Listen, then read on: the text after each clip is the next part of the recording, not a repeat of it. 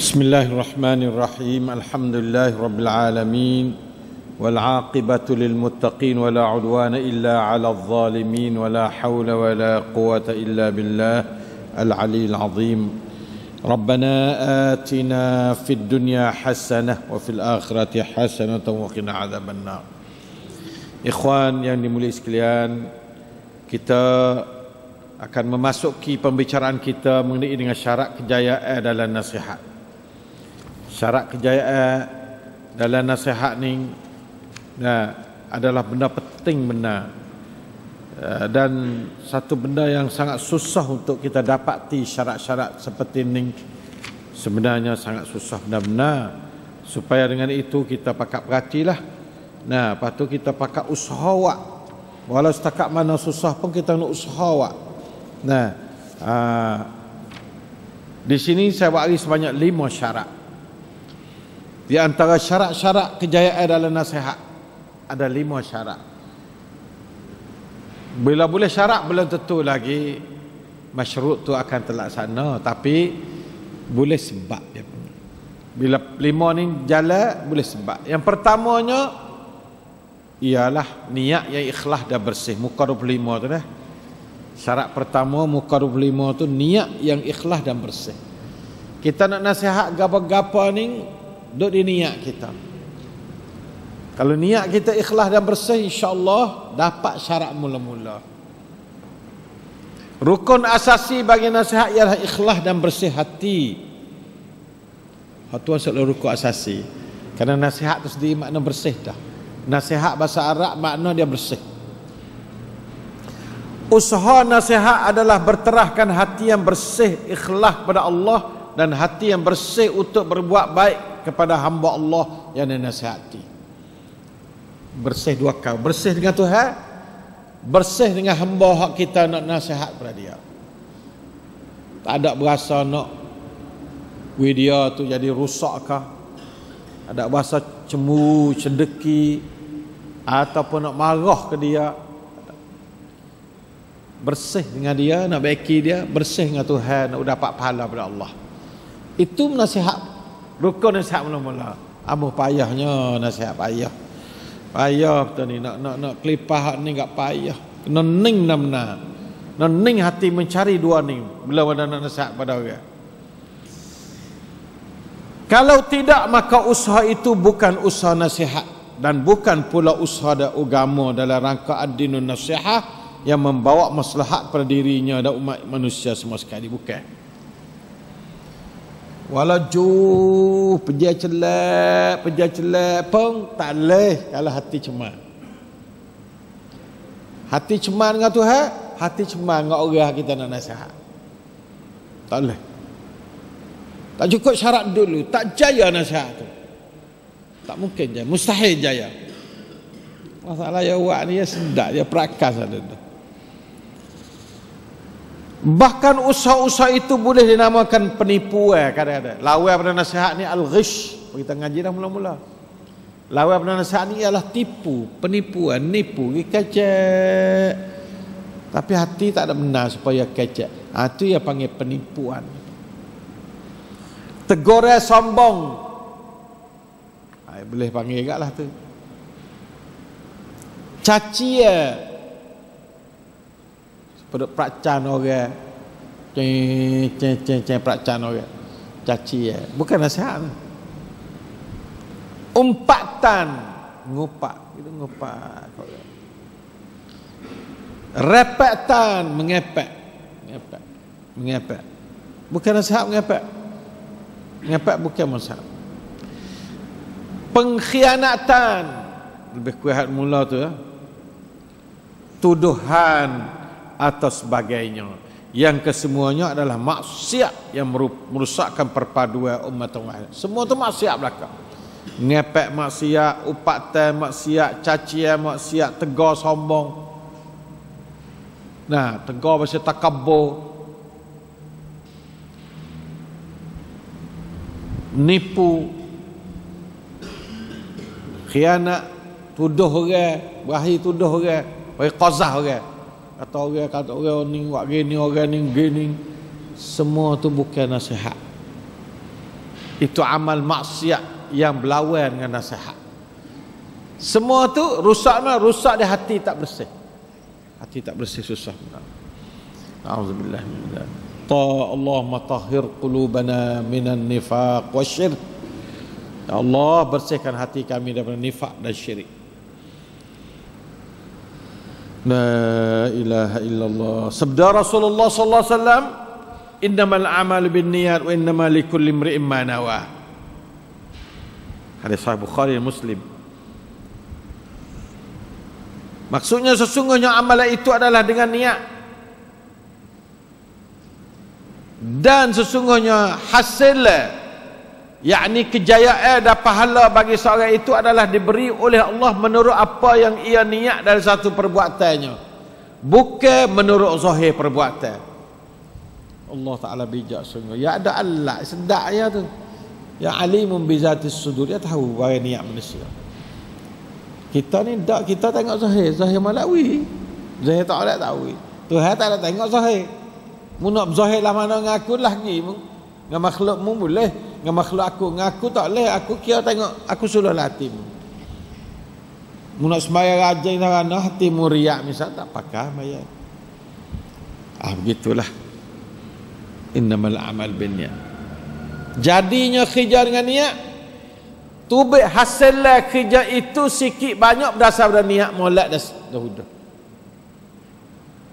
Oh, takutnya kita sebab tu kita kena ingat benar buku niat.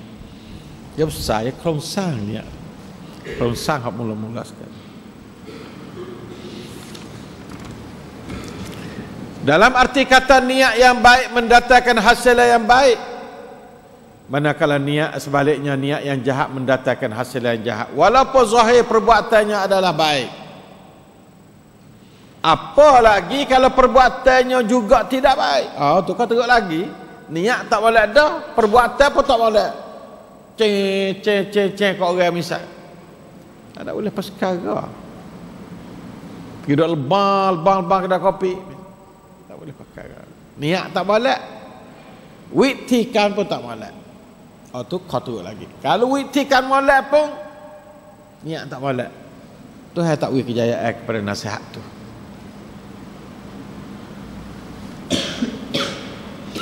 Kerana biasanya niat yang tidak baik sering melahirkan zahir perbuatan yang tidak baik juga. Galiknya kalau niat tak molek, maka tubik perbuatan yang tak molek juga. Auzubillah min dzalik. Oleh itu maka niat molek lagi perbuatan kadang-kadang tak molek. Apatah dah lagi niat tak molek. Ada orang niat molek tapi perbuatan dia tu tak molek, menyebabkan punah niat dia tu. Pada suatu hari dikatakan kepada Ibnu Umar ni nama Abdullah lah. Sesungguhnya kami berada di hadapan Amir. Ni lepas dah Nabi mati lah ni. Kami bercakap dengan satu percakapan. Kecek hadapan Amir lah ni. Dan apabila kami keluar darinya, kami bercakap dengan percakapan yang lain pula. Lepas tu baik kecek lain. Saat ni takut. Kawan kena ayat itu dia takut. Ni lah hak sungguh kawan bukanlah tu. Tu. Lalu Abdullah dengar orang kecek lah tu, lalu ia berkata. Ibnu Umar katakan, kunna na'uddu hadha ala ahdi Rasulillah SAW an-nifaqa. Hadis Imam Ahmad. Katanya sahih atas syarat dua syekh. Maksudnya adalah kami di zaman Rasulullah SAW menganggapkan perbuatan demikian itu kecek apa amil lah lain tu baik kayak luar lah lain tu sebagai nifaq. Dah tu munafik ya man. Menggama zahir lah lain tu baik luar lah. Kerana tidak berdasarkan ikhlas dan bersih tidak. Ada yang setengah daripada contoh bersih hati tak ada, tu baik ada nifaq. Kerana takut bukan tak malu nak ambil hati amil. Lepas tu baik tak kot lain, buat kot lain, pegang kot lain. Munafik. Barangkali itulah Rasulullah SAW membuat qudwah kepada umatnya apabila hendak khutbah. Baginda memulakan khutbahnya dengan khutbatul hajah yang di antara kandungannya ialah wa na'udzu billahi min syururi anfusina wa sayyiati a'malina. Hadis sahih. Sahih Tirmizi 1105, An-Nasa'i 1404. Hadis sahih. Maksudnya ni panggil muqaddimah pada setiap nabi nak kacak balik muqaddimah. Innal hamdalillah ya dah. Wa na'udzubillahi min syururi. Mana apa na'udzubillahi min syururi anfusina? Dan kami minta berlindung dengan Allah dari kejahatan diri-diri kami dan keburukan amalan kami. Minta berlindung. Mana kata bahagian itu dah ada lah tiga kita. Kerana benda itulah menghalalkan kita segi amalan. Alhamdulillah. Dan kita minta berlindung, jadi Allah Ta'ala dah jadi pekuk tak saya tubik bahagian itu. Pasal syurur anfusina tu ada, tapi minta berlindung daripada sayyiat amalan kita pun ada, tapi minta berlindung daripada sayyiat amal. Yakni supaya khatbahnya tidak bercampur dengan kejahatan dirinya dan keburukan amalannya yang merosakkan hakikat nasihat yang dari khutbahnya. Dia takut khutbah dia tu kita capur dengan bagai tak molek dari dia tu. Jadi pisah hening dulu bagai tu. Wa na'udzubillahi min syururi anfusina wa min sayyiati a'malina. Katuk pekuk dah tu. Aku nak buat kau orang ni bersih. Khutbah ni satu juzuk pada nasihat. Ini bersih tu. Ngajar apa tu? Kalau boleh baca hadis tu kita ngajar. Supaya kita tu bersih hati kita waktu kita ngajar.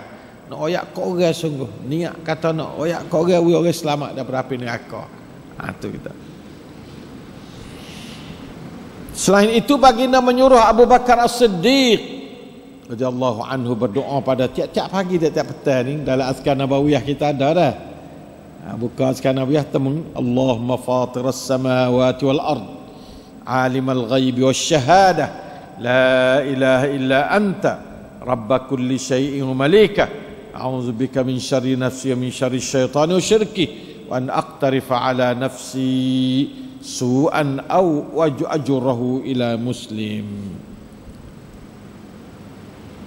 Hadis ni hadis Tirmizi sahih juga.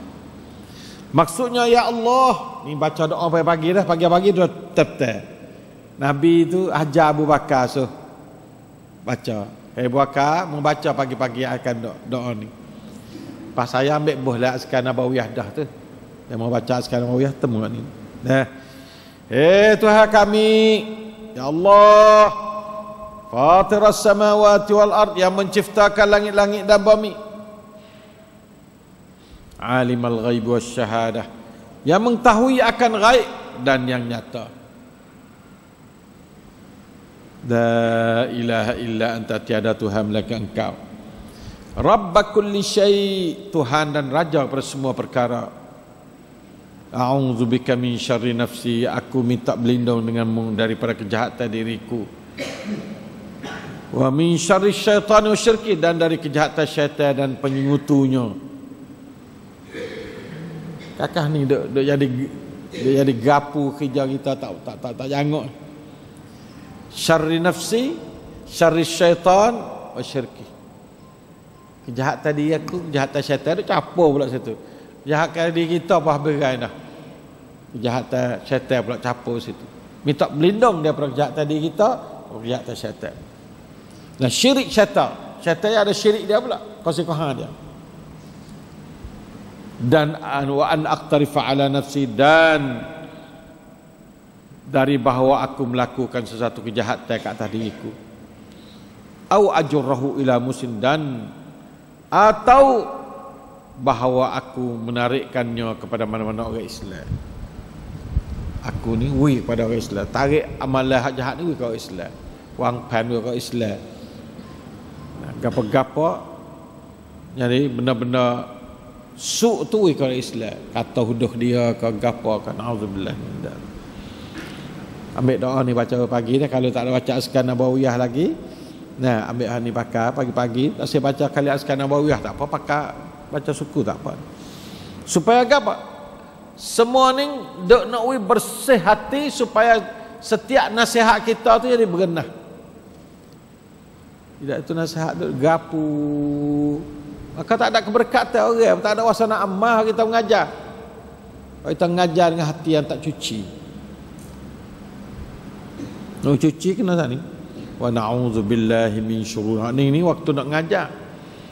Waktu nak pagi-pagi tertak, Allahumma fatiras samawati wal ardi alimul ghaib wasyahadah, la ilaha illa anta rabb kulli syai'in wa malikah, a'udzu bika min syarri nafsi wa syarri syaitanir syirki, min syarri syaitanir syirki, wa an aqtarifa ala nafsi su'an aw ajurrahu ala muslimin aw ila muslimin. Demikianlah secebis doa maksur pagi dan petang sebagai cara pembinaan jiwa nasihat supaya benar-benar berkesan dan bermanfaat dalam segala bentuk nasihatnya. Kita tu nak nasihat kita kesan berbentuk kesan, kena doa amma baca pagi hari ni sama. Itu hai bersih hening pada hati kita. Kalau kita mengajar pun berkat wasana amma. Orang dengar kita mengajar wasana amma. Tidak itu dia supaya dengar teratak tu kan. Teratak tak WhatsApp, mula-mula benda, tapi tak ada WhatsApp. Ya tak ada berkat. Tak ada keberkatan. Nauzubillah. Berdasarkan ajaran tersebut, berkata Imam Syafi'i rahimahullah. Ni tengok Imam Syafi'i dia nak tunjuk ikhlas dia tengok. Wadittu anna an-nas law ta'allamu hadhihi al-kutub wa lam yansubuha ilayya aw la yansabuha ilayya. Ini adalah adab Syafi'i. Maksudnya lah mana? Aku suka bahawa kalaulah orang-orang itu belajar ilmu dari kitab-kitab aku, belajar ilmu dari kitab aku, dan mereka tidak menisbahkannya kepada aku. Tak ada kata aku boleh ilmu dari orang itu, tak ada. Tak ada kata, tak ada rasa. Tengok tu ya, bersih belakang. Tak sewa ada riak, tak sewa ada sum'ah. La ilaha illallah. Itulah perasaan ikhlas Imam Syafi'i rahimahullah dalam menyampaikan ilmu-ilmu Allah kepada manusia. Ya nak ayat kau orang, patut orang ambil faedah pada ilmu ya, patut ada ayat atau mairana ilmu ni. Daripada Allah. Al-ilmu ilmullah. Manusia ni sekadar wasilah bawa ilmu itu kepada manusia ramai. Itulah di antara kenyataan nasihat yang sebenar. Itu makna nasihat. Wa gapai bersih hati. Allahumma tahhir qulubana minasyirki wasyarri wan nifaq wasyak. Asyirk wasyak wasyarr. Tiga syai celaka belaka. Syirik, syak, syarr jahat. Syai belaka. Alhamdulillah. Allahu akbar. Dan itulah di antara rahsia kejayaan Imam Syafi'i rahimahullah dalam menyebarkan ilmu Allah kepada yang lain. Sebab apa dia jaya? Sebab dia bersih. Bersih. Nah, clean ni penting sekali. Clean. Kita nak rana dia bersih. Tengok ada pun prayuk tu pun prayuk ni. Dia ada ikhlas pada Allah Ta'ala. Allah susahnya. Allahu a'lam. Nah, itu syarat pertama. Syarat yang kedua, lemah lembut dalam cara dan sopan dalam bahasa. Allah, payah belaka. Dan nak tegur orang, mula nak tegur bahasa yang backkind selalu. Terutama kalau guru dengan anak murid. Kalau anak dengan pok dengan anak, ya dia tak berjuruh bahasa tu, tak ada lemah lembut, tak ada nak buat. Allah. Ini ni kak susah lebih pada mula-mula lagi. Ini hak zahir, hak nu hak batin. Nak kawah hak nu bersusah, nak kawah hak ni bersusah. Nasihat kita kena berasal dari lembut. Lembut segi cara, bahasa yang kita pakai tu bahasa yang sopan. Dengarlah perintah Allah kepada Nabi Musa alaihissalam dan Nabi Harun alaihissalam. Supaya kedua-duanya pergi mengadap dan menasihati Fir'aun Raja Mesir yang zalim di zaman itu dengan lemah lembut. Firman Allah Ta'ala, A'udzubillahi minasyaitonir rajim, idhhaba ila fir'auna innahu tagha faqula lahu qawlan layyina la'allahu yatadhakkaru aw yakhsha. Surah Taha ayat 43 dengan 44. La ilaha illallah. Maksudnya, pergilah engkau berdua kepada Fir'aun. Hei Musa dengan Harun, pergi jumpa Fir'aun ni. Allah, berat, perintah ni berat benar. Musa dah takut ke Fir'aun, sebab dia bunuh orang dah. Fir'aun cari nak bunuh kelik dah ya. Siapa-apa ya suruh menghadap Fir'aun. Allah Akbar. Tapi suruh dua orang. Ada satu hadis seorang, ada satu ayat, izhab ila fir'auna innahu tagha. Ini izhaba, dua ayat dah. Nah, izhaba sa, izhab sa. Ni izhaba ni makna kata Musa dan Harun, dua-dua orang. Tasniah kan. Hak kata izhab tu mufrad tu Musa seorang. Sebab Harun rasul tapi tupai Musa. Tupai kitab Taurat tu dalam Musa.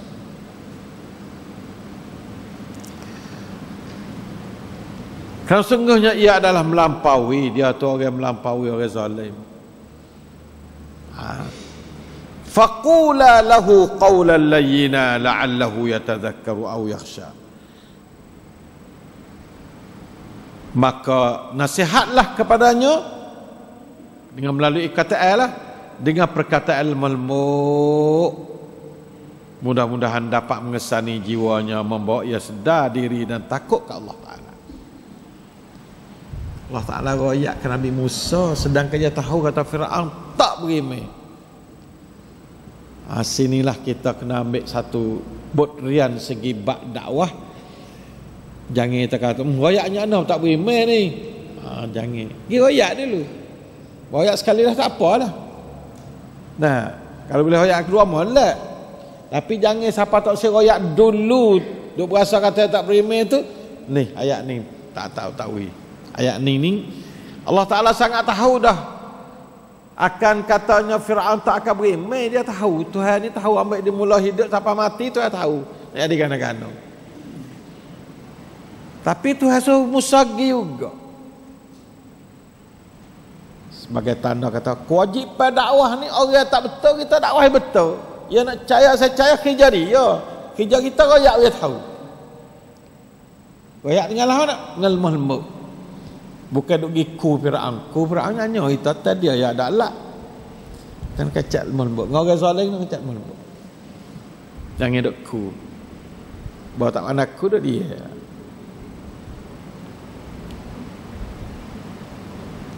Saya kacak dengan orang-orang berkenaan dalam negeri ni. Negeri kita ni kesal kuam rundrang hak 100 tahun mai dah berlaku di antara kerajaan Asia dengan kerajaan Taning. Siapa halahnya orang Taning paksa kena duk wah pemerintah Asia ni. Halah pakai cara yang kekerasan, pakai rundrang. Lalu itulah orang boleh menguasai satu kawasan dengan rundrang serta guna cara yang tidak betul, zalim, gapah hak orang, tidak beri sepenuhnya hak orang ni. Orang ni tak benar hati. Canak cai tak boleh canak cai. Mai ke canak cai 100 tahun lebih dah duk mereka. Tak biasa benar hati. Sampai timbul perasaan masa dulu. Lepas tu dia duk wasiat sama tok, wasiat bapak, wasiat anak, wasiat cucu, cicit, siapa kah ini wasiat. Mun jangan turut puak ni, puak jahat wak aku ini wak. Tu. Berapa rung dah lah ni? 4-5 rung dah. Ya dia mula orang jual dulu. Siapa kah ini? Sebab tu pesen rundrang, jangan pesen rundrang. Tak benar orang rundrang. Benar zahir orang halah dia sikit. Tapi hati lawan. Hati budak halus lawan. Jangan kau orang luar. Jangan kau orang tua. Budak halus lawan. Cuma ya tak kabar lagi. Bukan kabar lawan lalu. Ning lah pon kan rundrang. Saya royak kepuat tahan saya royak. พอแล้วรุนแรงpadai dah. Sebab kita duk kutip cara pon rai tu baik daripada rundrang ni. Siapa beratus tahun dah tak ikat boleh. Tak boleh. Tak siapa apa lagi sampai hari ni. Pecahan. Tapi kalaulah kita tobat situ, kerajaan tukar jadi lemah-lemah, adik, dibaiki boleh. Kalau selagi tak ada lemah-lemah, tak ada adil, tak sah niat nak baiki. Tak jaya baiki. Pak kalau pergi dengan kerah, kau teruk, kau tak boleh baiki. Canak cai mai dai. Selama mana kita tak benih hati, tak benih perjuangan kita. Saya rayak pada kerajaan, rayak pada tahan. Kacak 2-3 hari ni, kacak di Waka, saya kacak di Raja Phat. Benda yang berlaku hari ini adalah pon saton daripada pon katup daripada runreng 100 tahun lebih dah. Pon katup daripada runreng 100 tahun lebih. Tak benar. Pada mana hubung sama runreng daripada satu run satu run daripada satu ratabang dan satu ratabang duk runreng sama, bawa senjata sama dari kawasan, tak berhenti lagi senjata apa kali ni. Tak usah ingat atau nak kau yang ngaji cidik kau dah mau tak kau dah mau halah. Orang duk ngaji cidik macam lah ni. Dah mau kena halah semacam. Ginilah. Sebab tu kena cara pakai cara lemah lembut. Tapi dia tak pandai lemah lembut. Abang dia duk main yak kerah yak beratus tahun dah. Pak kita diri apa juga. Oleh kerana kita ni kesal perjuangan kerah zaman dulu ni, ada pun kratuk masuklah hati kita, siapa baikkan sama kita sendiri. Tak boleh kita lepas sama kita pun tu baik perut-perutnya hati. Supaya anak terbuai duk latih biasa makan terbuai tu. Biasa orang baikkan. Kita ni tamadai bunuh orang tengok jernih mata-mata. Orang-orang luar tak biasa bertemu dengan alam bunuh. Kok itu tamadai benda baik. Sudah jadi satu tabiat hati kerah. Sebab runreng ni sang hati kerah. Hati kan keradaan ya tu baik. Runreng. Ni kita kena lembut. Kalau nak lembut kena latih lembut. Lembut ni payah. Tengok orang duduk main lembut ke bakak tu. Kajian main lembut tu pening kriak orang tengok.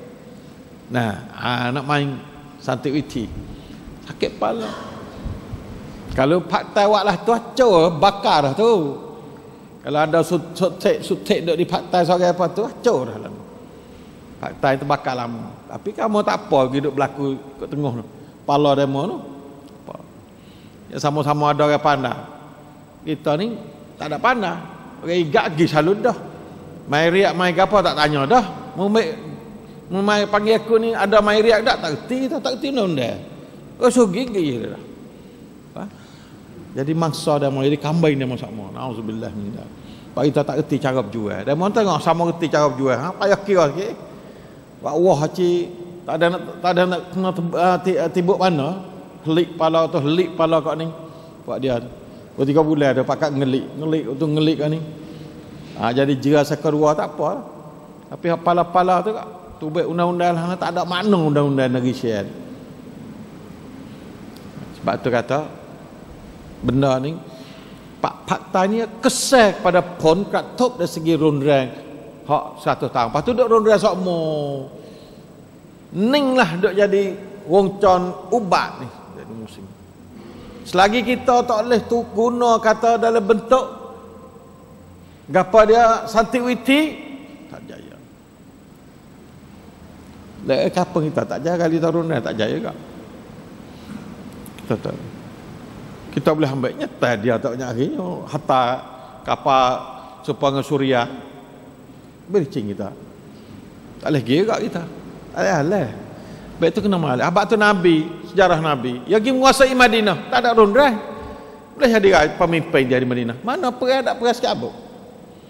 Kelak main menguasai Mekah pula. Tahun ke-8 ada perang. Puak-puak Mekah mari jumpa Nabi. Pas mu fikirlah mana ni. Aku nak akan aku muahlah dah. Nabi kata mungkinlah mung ni bebas belaka. Tak ada runreng sekabut Nabi. Buka Mekah tak ada runreng, buka Madinah tak ada runreng. Sebab tu pun tu baik molek sampai hari ni. Ya tak ada ni nak sangkuan kacai orang tak ada Nabi sallallahu alaihi wasallam. Kalau bakar rambut runreng. Tapi kalau bakar rambut runreng, kacau. Ni kita kena percaya faedah. Bagaimana cara? Islam lead. Siapa Nabi kena hijrah.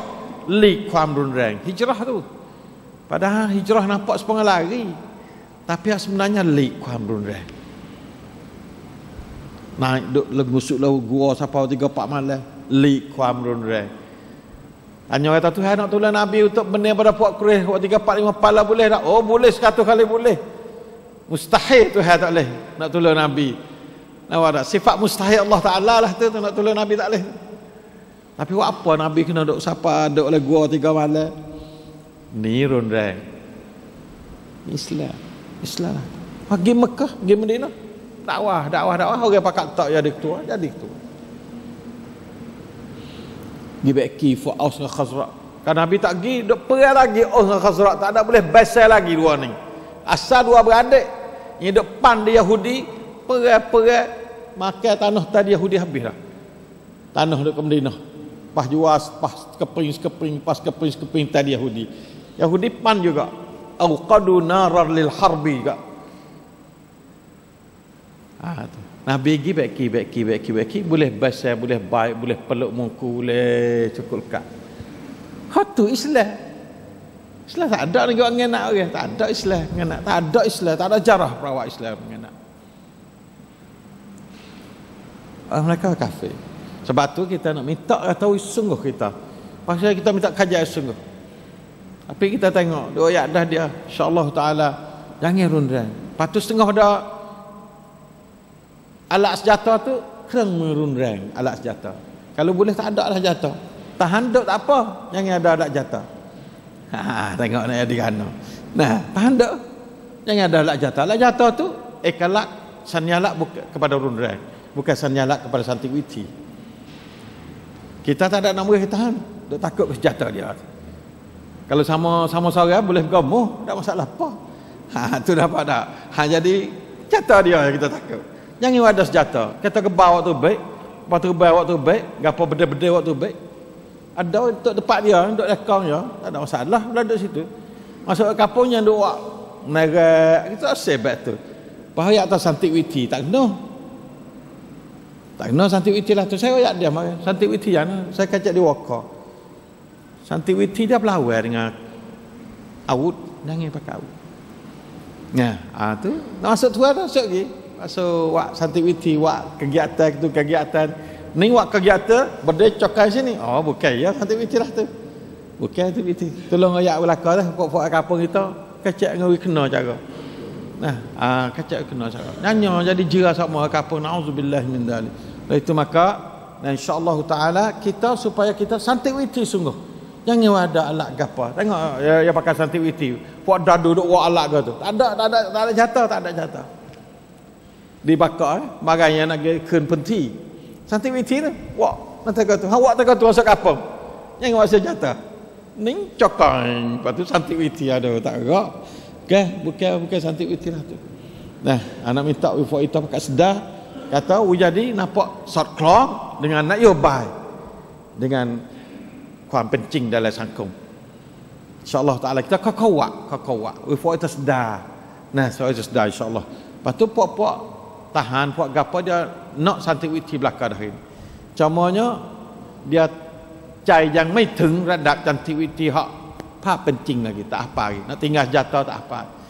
Plot awud yang buat ada senjata. Pecah habis atas patah jangan ada apa. Tu makna kata santiwiti. Tapi kalau duk suka cokai santiwiti tak boleh lah tu. Bukan santiwiti dah. Tolong fak wai dua supaya kita tu saya kecak terus-terang. Tak apalah. Bayar sungguh tahu ayat. Tak ada apa siapa nak kena siapa tak kena itu bukan kerja saya. Kerja lemah pula tu. Kerja saya royak benar-benar. Royak benar sungguh. Benda royak faedah pada negara. Sing lau ni prayut katประเทศ ชาติ. Bukan kata prayut pada saya. Saya tak ada faedah apa ayat ni. Sakit tubuh dah. Nah tapi pada ประเทศ ชาติ. Benarlah ni. Nah, Allahumma waffiq wa hadi ila sawis sabil. Wa sallallahu ala nabiyyina Muhammad wa ala alihi wa sahbihi wasallam.